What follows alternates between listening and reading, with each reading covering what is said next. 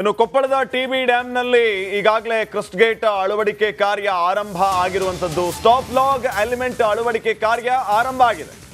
ಒಟ್ಟು 5 ಎಲಿಮೆಂಟ್ಗಳನ್ನು ಜೋಡಿಸೋದಕ್ಕೆ ಅಧಿಕಾರಿಗಳು ಈಗಾಗಲೇ ಪ್ಲಾನ್ ಅನ್ನ ಮಾಡಿಕೊಂಡಿರೋದು. ಒಂದು ಎಲಿಮೆಂಟ್ಗೆ 25 TMC ನೀರನ್ನ ತಡೆಯುವ ಸಾಮರ್ಥ್ಯ ಇದೆ. ಅದರಲ್ಲಿ 5 ಎಲಿಮೆಂಟ್ಗಳನ್ನು ನಿರ್ಮಾಣ ಮಾಡ್ತಾರೆ ಅಂತಂದ್ರೆ ಈಗಾಗಲೇ ಎಷ್ಟರ ಮಟ್ಟಿಗೆ ತಯಾರಿ ಆಗಿದೆ, ಜೊತೆಗೆ ಆ ಅಳವಡಿಕೆ ಕಾರ್ಯ ಪ್ರಗತಿಯಲ್ಲಿರೋದನ್ನು ಕೂಡ ತಾವು ದೃಶ್ಯಗಳಲ್ಲಿ ಗಮನಿಸ್ತಾ ಇದ್ದೀರಿ.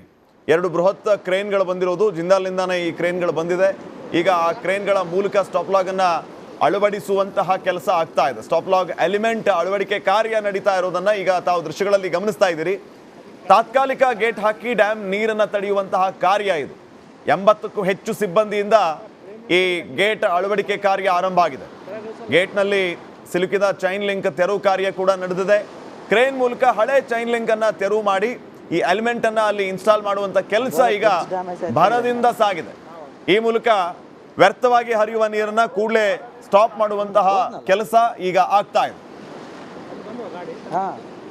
ಈ ಬಗ್ಗೆ ಇನ್ನಷ್ಟು ಮಾಹಿತಿಯನ್ನ ನೀಡುತ್ತಾರೆ ತುಂಗಭದ್ರಾ ಡ್ಯಾಮ್ ನಿಂದಾನೇ ನೇರ ಸಂಪರ್ಕದಲ್ಲಿ ಜಾಯ್ನ್ ಆಗಿರುವಂತಹ ನಮ್ಮ ಪ್ರತಿನಿಧಿ ಸುರೇಶ್. ನಾವು ಗಮನಿಸ್ತಾ ಇದ್ದೀವಿ, ಈಗಾಗಲೇ ಡ್ಯಾಮ್ ತಜ್ಞರು ಅನೇಕ ರೀತಿಯ ಮಾಹಿತಿಯನ್ನ ಹಂಚಿಕೊಂಡಿದ್ರು, ಸೂಚನೆಗಳನ್ನ ಕೊಟ್ಟಿದ್ರು, ಈ ಅಳವಡಿಕೆ ಕಾರ್ಯದಲ್ಲಿ ಯಾರು ಇರಬಾರದು ಅಂತ ಹೇಳಿ. ಸದ್ಯಕ್ಕೆ ಈ ಎಲಿಮೆಂಟ್ ಅಳವಡಿಕೆ ಕಾರ್ಯ ಪ್ರಗತಿಯಲ್ಲಿರುವಂಥದ್ದು. ಸದ್ಯಕ್ಕೆ ಏನ್ ನಡೀತಾ ಇದೆ, ಎಕ್ಸಾಕ್ಟ್ಲಿ ಏನ್ ಅಪ್ಡೇಟ್ಸ್ ಕೊಡಬಹುದು ತಾವು? ಸದ್ಯಕ್ಕೆ ಎಲಿಮೆಂಟ್ ಏನು ಸ್ಟಾಪ್ ಗೇಟ್ ಏನಿದೆ, ಗೇಟನ್ನು ಅಳವಡಿಕೆ ಕಾರ್ಯ ಶುರುವಾಗಿದೆ. ಗಮನಿಸ್ಬೋದು 19ನೇ ಕ್ರಸ್ಟ್ ಗೇಟ್ನ ಈ ಒಂದು ಭಾಗದಲ್ಲಿ 2 ಆ ಕಡೆ ಮತ್ತು ಈ ಕಡೆ ದೊಡ್ಡ ಬೃಹತ್ತಾದಂತಹ ಕ್ರೇನ್ಗಳ ಮೂಲಕ ಆ ಒಂದು ಸ್ಟಾಪ್ ಲಾಗ್ ಗೇಟನ್ನು ಇಳಿಸ್ತಕ್ಕಂತಹ ಕೆಲಸಕ್ಕೆ ಮುಂದಾಗಿರ್ತಕ್ಕಂಥದ್ದು ಗಮನಿಸ್ಬೋದು. ನಾವು ಈಗಾಗಲೇ ತಜ್ಞರು ಹೇಳಿದಾಗೆ ಯಾರು ಇರಬಾರ್ದು ಅಂತ ಕಾರಣಕ್ಕೆ ಅಲ್ಲಿ ಜನನು ಕೂಡ ಸರಿಸಿರ್ತಕ್ಕಂಥದ್ದು, ಬೇರೆ ಕಡೆ ಕಳಿಸಿರ್ತಕ್ಕಂಥದ್ದು. ಕೇವಲ ಕೆಲಸಗಾರರು ಮತ್ತು ತಜ್ಞರಲ್ಲಿ ಇದ್ದುಕೊಂಡು ಆ ಒಂದು ಸ್ಟಾಪ್ ಲಾಗ್ ಗೇಟನ್ನು ಅಳವಡಿಕೆ ಮಾಡ್ತಕ್ಕಂತಹ ಕೆಲಸ ಪ್ರಾರಂಭ ಆಗಿದೆ. ಇನ್ನು ಏನು ಕೆಳಗಡೆ ಇಳಿಸಿ ಅದು ಸಕ್ಸಸ್ ಆಯಿತು ಅನ್ನೋದಾದರೆ ಇನ್ನಷ್ಟು 5 ಎಲಿಮೆಂಟ್ಗಳನ್ನು ಹಾಕಿ ನೀರನ್ನು ಅಡ್ಡಲಾಗಿ ಹೊರಗಡೆ ಹೋಗಲಾರದ ರೀತಿಯಲ್ಲಿ ಗೋಡೆಯ ರೀತಿಯಾದನ್ನು ಸ್ಟಾಪ್ ಗೇಟ್ ಟೈಪ್ ಅದನ್ನು ಮಾಡಿ ಸಂಪೂರ್ಣವಾಗಿ ನೀರು ಹೊರಗೆ ಹೋಗಲಾರ್ದಕ್ಕೆ ತಡಿಲಿಕ್ಕೆ ಎಲ್ಲ ರೀತಿಯ ಪ್ರಯತ್ನಗಳು ನಡೀತಾ ಇದೆ. ಶ್ರೀಪಾದ್ ಪಾಟೀಲ್, ಇನ್ನು ಬಹುಶಃ ಇನ್ನು ಕೆಲವೇ ಕ್ಷಣಗಳಲ್ಲಿ ನಮಗೆ ಗೊತ್ತಾಗ್ಬೋದು ಆ ಕಾರ್ಯ ಏನು ಸಕ್ಸಸ್ ಆಗ್ತದೋ ಅಥವಾ ಒಂದು ವೇಳೆ ಏನಾರ ಫೇಲ್ಯೂರ್ ಆಯಿತು ಅನ್ನೋದಾದರೆ ಅದನ್ನು ಮತ್ತೊಮ್ಮೆ ಕೂಡಿಸ್ಲಿಕ್ಕೆ ಪ್ರಯತ್ನ ನಡೀತದ ಅಂತಕ್ಕಂಥದ್ದನ್ನು ಕಾದು ನೋಡಬೇಕಾಗಿದೆ. ಶ್ರೀಪಾದ್ ಪಾಟೀಲ್. ಓಕೆ ಸುರೇಶ್, ಈಗ ಈ ಎಲಿಮೆಂಟ್ ಕಾರ್ಯ ಯಾವ ರೀತಿ ಕೆಲಸ ಮಾಡುತ್ತೆ ಅನ್ನೋದ್ರ ಬಗ್ಗೆ ವಿವರಣೆಯನ್ನು ನೀಡಬಹುದಾ ನಮ್ಮ ವೀಕ್ಷಕರಿಗೆ? ಅಂದ್ರೆ ಸದ್ಯಕ್ಕೆ ಟಿವಿ ಡ್ಯಾಮ್ನಲ್ಲಿ ಈಗ ನೀರು ವ್ಯರ್ಥವಾಗ್ತಾ ಇದೆ ಅನ್ನೋಂಥ ಬೇಸರ ಇಡೀ ರಾಜ್ಯದ ಜನರಿಗಿರೋದು. ಸುಮ್ಮನೆ ನೀರು ವ್ಯರ್ಥವಾಗ್ತಾ ಇದೆ ಅಂತ ಅದನ್ನ ತಡೆಯುವಂತಹ ಕೆಲಸ ಈಗ ತಜ್ಞರಿಂದ ಆಗ್ತಾ ಇದೆ. ಅದರಲ್ಲಿ ಮುಖ್ಯವಾದಂತಹ ಪಾತ್ರ ವಹಿಸ್ತಾ ಇರೋದು ಈಗ ಈ ಎಲಿಮೆಂಟ್ ಸ್ಟಾಪ್ ಲಾಗ್ ಇನ್ಸ್ಟಾಲ್ ಆಗ್ತಾ ಇರೋದು.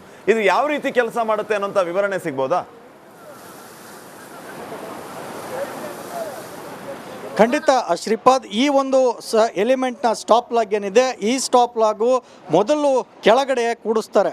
ಕೆಳಗಡೆ ಕೂಡಿಸಿದ ನಂತರ ಅದು ಸಕ್ಸಸ್ ಆಯಿತು ಅನ್ನೋದಾದರೆ ಇನ್ನೂ ಉಳಿದಂತಹ 5 ಎಲಿಮೆಂಟ್ಗಳೇನಿದ್ದಾವೆ ಆ 5 ಎಲಿಮೆಂಟ್ಗಳನ್ನು ಒಂದೊಂದಾಗಿ ಕೂಡಿಸ್ಕೊಳ್ತಾ ಹೋಗ್ತಾರೆ. ಅದು ಸಕ್ಸಸ್ ಆಯಿತು ಅನ್ನೋದಾದರೆ ಈ 19ನೇ ಕ್ರಸ್ಟ್ ಗೇಟಿಂದ ಏನು ನೀರು ರಭಸವಾಗಿ ಹೊರಗಡೆ ಹರಿತಾ ಇದೆ ಅದು ಒಂದು ತಡೆಗಟ್ಟಲಿಗೆ ಸಹಾಯ ಆಗ್ತದೆ. ಅಪಾರ ಪ್ರಮಾಣದ ನೀರು ಪೋಲಾಗೋದನ್ನು ತಡೀತದೆ. ಏನು ರಾಜ್ಯದ ಜನ ಇಷ್ಟೊಂದು 60 TMC ಅಷ್ಟು ನೀರು ಹೊರಗಡೆ ಹೋಗ್ತದೆ ಅಂತಕ್ಕಂಥ ಒಂದು ಬೇಸರದಲ್ಲಿ ಏನಿರ್ತಕ್ಕಂಥದ್ದು, ರೈತರು ಕಣ್ಣೀರನ್ನು ಹಾಕ್ತಕ್ಕಂಥದ್ದು ಏನಿದೆ ಅದು ಈಗ ಅಳವಡಿಸಿ ಸಕ್ಸಸ್ ಆಯಿತು ಅನ್ನೋದಾದರೆ ಎ ಪ್ಲಾನ್ ಮತ್ತು ಬಿ ಪ್ಲಾನ್ನ ಪ್ರಕಾರ ಇದು ಎ ಪ್ಲಾನು. ಒಂದು ವೇಳೆ ಈ ಎ ಪ್ಲಾನ್ ಸಕ್ಸಸ್ ಆಯಿತು ಅನ್ನೋದಾದರೆ ಖಂಡಿತವಾಗ್ಲೂ ಕೂಡ ನಮಗೆ ಇನ್ನೂ 60 TMC ಅಷ್ಟು ನೀರು ಸಿಗ್ತದೆ. 60ಕ್ಕಿಂತ 65 ಹೆಚ್ಚು TMC ನೀರು ನಮಗೆ ಉಳಿತದೆ. ಇದು ಸಕ್ಸಸ್ ಆಯಿತು ಅನ್ನೋದಾದರೆ ಖಂಡಿತವಾಗಲೂ ಕೂಡ ಈ ಭಾಗದ ರೈತರೇನಿದ್ದಾರೆ ನಮ್ಮ ರೈತರು 2ನೇ ಬೆಳೆಯನ್ನು ಏನು ಬೆಳಿಬೇಕು ಅಂತಕ್ಕಂಥ ಆಶಾಭಾವನೆ ಇದೆ. ಆ ಆಶಾಭಾವನೆ ಎಲ್ಲೋ ಒಂದು ಕಡೆ ಮೂಡ್ತದೆ ಅಂತಕ್ಕಂಥದ್ದು ಸ್ವಲ್ಪ ಚೇತರಿಕೆ ಆಗ್ತದೆ ಅಂತಲೇ ಹೇಳ್ಬೋದು. ಶ್ರೀಪಾದ್ ಪಾಟೀಲ್. ಅಂದರೆ ಸುರೇಶ್, ಈಗ ಈ ಎಲಿಮೆಂಟ್ ಇನ್ಸ್ಟಾಲ್ ಮಾಡ್ತಾ ಇರೋದು ತಾತ್ಕಾಲಿಕ ಮಾತ್ರ, ಅಂದರೆ ಇದು ನಿಮಿತ್ತ ಮಾತ್ರ ಅಥವಾ ಟೆಂಪ್ರರಿ ಕೆಲಸ ಈಗ ನಡೀತಾ ಇದೆ. ಸದ್ಯಕ್ಕೆ ಗಂಡಾಂತರದಿಂದ ಪಾರಾಗೋದಕ್ಕೆ ಅಗತ್ಯವಾಗಿರುವಂತಹ ಕಾರ್ಯಕ್ಕೆ ಈಗ ಅಧಿಕಾರಿಗಳು ಮುಂದಾಗಿದ್ದಾರೆ. ತದನಂತರ ಈ ಚೈನ್ ಲಿಂಕ್ ಇನ್ಸ್ಟಾಲೇಷನ್ ನಡೆಯುತ್ತಾ, ಹೇಗೆ? ಅದ್ರ ಬಗ್ಗೆ ಏನಾದರೂ ಅಧಿಕೃತವಾದಂಥ ಮಾಹಿತಿ ಇದೆಯಾ? ಖಂಡಿತ ಶ್ರೀಪಾದ್, ಇದು ಒಂದು ನಾವು ತುಂಗಭದ್ರಾ ಜಲಾಶಯದ ಗೇಟ್ಗಳು ಮತ್ತು ಬೇರೆ ಬೇರೆ ಜಲಾಶಯದ ಗೇಟ್ಗಳನ್ನು ನೋಡ್ತೇವೆ. ಭಾಳ ಪ್ರಮುಖವಾಗಿ ಗೇಟ್ಗಳನ್ನು ಎತ್ತಿ ಇಳಿಸಲಾಗ್ತದೆ. ಆದರೆ ಇಲ್ಲಿ ಈ ಚೈನ್ ಲಿಂಕ್ ಗೇಟ್ ಏನು ಕಟ್ಟಾಗಿದೆ, ಚೈನಿಂದ ಕಟ್ಟಾಗಿರ್ತಕ್ಕಂಥ ಗೇಟ್ ಏನಿದೆ ಸಂಪೂರ್ಣವಾಗಿ ಕುಚ್ಕೊಂಡು ಏನೋಗಿದೆ, ಅದನ್ನು ಗೋಡೆಯ ರೀತಿಯಲ್ಲಿ ಅಡ್ಡಲಾಗಿ ನಿಲ್ಲಿಸಲಾಗ್ತದೆ. ಆ ಒಂದು ಗೇಟನ್ನು ಎತ್ತಲಿಕ್ಕಾಗಲ್ಲ ಮತ್ತು ಇಳಿಸ್ಲಿಕ್ಕಾಗಲ್ಲ ಮತ್ತು ಅದಕ್ಕೆ ಚೈನ್ಗಳು ಕೂಡ ಇರೋದಿಲ್ಲ.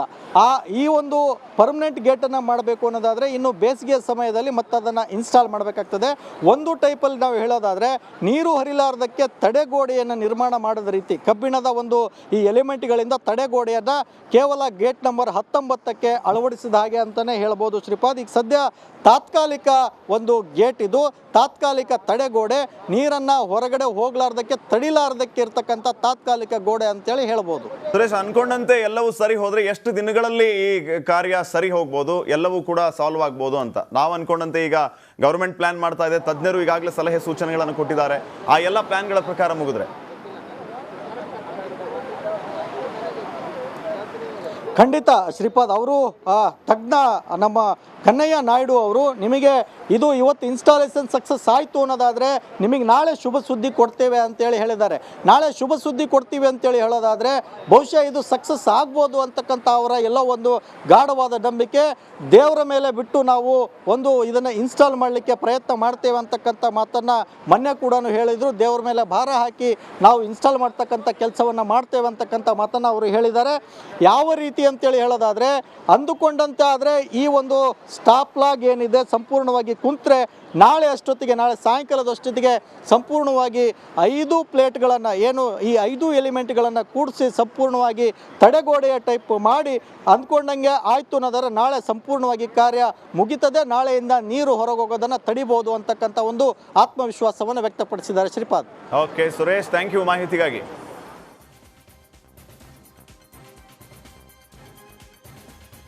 ನೀಡಿದ ತೀರ್ಪನ್ನು ಗೌರವಿಸಿ ಸಂವಿಧಾನದ ಆಶಯಗಳ ಪ್ರಕಾರ ವಿರೋಧ ಪಕ್ಷಗಳು ಜವಾಬ್ದಾರಿಯುತವಾಗಿ ನಡೆಯಬೇಕೆಂಬುದನ್ನು ಎಲ್ಲರೂ ನಿರೀಕ್ಷಿಸುತ್ತಾರೆ. ಸಂವಿಧಾನ ಶಿಲ್ಪಿ ಅಂಬೇಡ್ಕರ್ ಅವರ ಆಶಯವನ್ನ ಉಲ್ಲೇಖಿಸಿದ ಸಿಎಂ ಸಿದ್ದರಾಮಯ್ಯ ಪ್ರತಿಪಕ್ಷಗಳ ವಿರುದ್ಧ ವಾಗ್ಬಾಣ ಬಿಟ್ಟರು.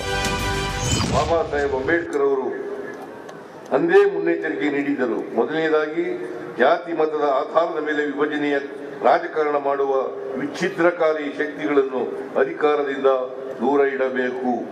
ಎರಡನೇದಾಗಿ ಸಂವಿಧಾನಿಕ ಸಂಸ್ಥೆಗಳು ಮತ್ತು ಆಶಯಗಳನ್ನು ಬುಡಮೇಲು ಮಾಡುವ ಮನಸ್ಥಿತಿಯ ವ್ಯಕ್ತಿಗಳನ್ನು ಅಧಿಕಾರದಿಂದ ಮುಲಾಜಿಲ್ಲದೆ ದೂರ ಇಡಬೇಕು.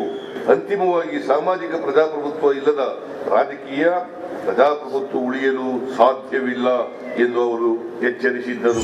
ಒಟ್ನಲ್ಲಿ ಸ್ವಾತಂತ್ರ್ಯದ ಹಬ್ಬವೂ ಸಹ ರಾಜಕೀಯ ಕೆಸರೆರಚಾಟಕ್ಕೆ ವೇದಿಕೆ ಆಯಿತು. ಸಿದ್ದರಾಮಯ್ಯನವರ ಭಾಷಣದ ವೈಖರಿಗೆ ಪ್ರತಿಪಕ್ಷಗಳನ್ನೇ ನೇರವಾಗಿ ಚುಚ್ಚುವಂತಿದ್ವು. ಏನು ಇದಕ್ಕೆ ವಿರೋಧ ಪಕ್ಷದ ನಾಯಕರು ಅದ್ಯಾವ ರೀತಿ ತಿರುಗೇಟು ನೀಡ್ತಾರೋ, ಇನ್ನು ಅದೇನೇನು ಮಾತಾಡ್ತಾರೋ ಕಾದು ನೋಡಬೇಕು.